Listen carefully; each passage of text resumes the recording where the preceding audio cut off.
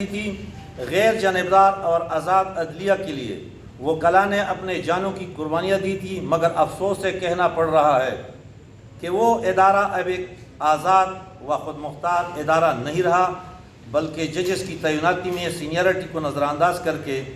Supreme court کے اندر group بندی تشکیل دی جا رہی ہے، جس کا واضح مثال خیبر پختونخوا کی سینئر ترین چیف جسٹس و دیگر سینئر جسٹس صاحبان کو نظر انداز کرنا اور اندرون سندھ سے سندھی زبان بولنے والے کسی جج کا نام نامزدگی میں شامل نہ کرنا متعصبانہ سوچ کی واضح دلیل ہے، اور یہی صورتحال مملکت خداداد پاکستان کے وجود کو برقرار رکھنے کے لیے اچھا نہیں۔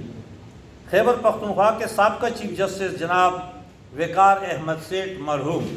کو بار بار سینئرٹی کے باوجود نظر انداز کیا گیا اور اس کے پٹیشن پر آج تک کوئی فیصلہ بھی نہ آ سکا، اور موجودہ چیئرمین جوڈیشل کمیشن کا مرخہ 28/7/2022 کے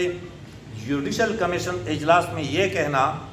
کہ روایت یہی رہی ہے کہ سپریم کورٹ میں خیبر پختونخوا کے 2 ججز ہوتے ہیں، جو کہ صریحاً غلط، خلاف آئین، خلاف قانون اور سپریم کورٹ کے اپنے فیصلہ جات کے منافی ہے، کیونکہ مختلف اوقات میں خیبر پختونخوا سے 4 ججز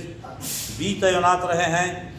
اور زیادہ تر 3 ججز بھی تعینات رہے ہیں، جبکہ اس وقت صرف 1 جج خیبر پختونخوا کا سپریم کورٹ میں موجود ہے۔ خیبر پختونخوا کی وکلاء برادری چیئرمین جوڈیشل کمیشن اور ممبران جوڈیشل کمیشن سے مطالبہ کرتے ہیں کہ جوڈیشل کمیشن کے رولز میں فوری طور پر ترمیم کی جائے اور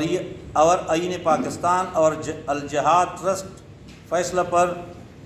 عمل درآمد کروا کر پاکستان بھر سے سینئرٹی کی بنیاد پر نامزدگیاں فرمائی جائے، اور ساتھ میں حکومت وقت سے بھی مطالبہ کرتے ہیں کہ آئینی ترمیم کے ذریعے جوڈیشل کمیشن میں تبدیلی فرمائی جا کر سپریم کورٹ کے ممبران کی تعداد کم کر کے وکلاء برادری کی تعداد بڑھا دی جائے، کیونکہ موجودہ کمیشن کی تشکیل غیر منصفانہ اور چیئرمین کا ان کو پریشر میں لانا اور بلیک میل کرنا آسان ہے۔ خیبر پختونخوا کی وکلاء برادری پارلیمانی کمیٹی سے یہ بھی مطالبہ کرتی ہے کہ ملک بھر کے عوام اور وکلاء کے خواہشات کے مطابق آئین کے تحت تقرریوں پر زور دے کر موجودہ 2 جونیئر تقرریاں نامنظور فرما کر واپس بھجوائے۔ خیبر پختونخوا کی وکلاء برادری کا یہ بھی مطالبہ ہے کہ آبادی کے لحاظ سے اس وقت صوبہ خیبر پختونخوا تقریباً سندھ کے آبادی کے برابر ہے، جب سے قبائلی علاقہ جات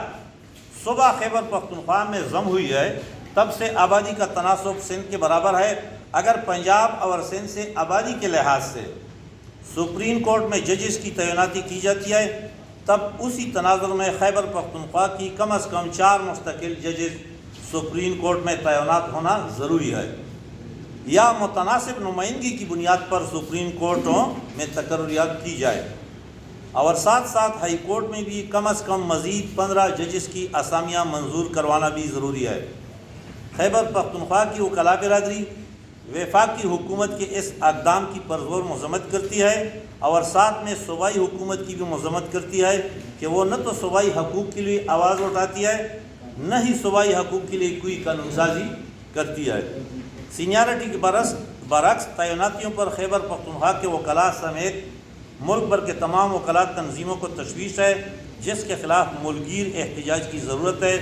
جس کے لیے عنقریب ملک بھر کے وکلاء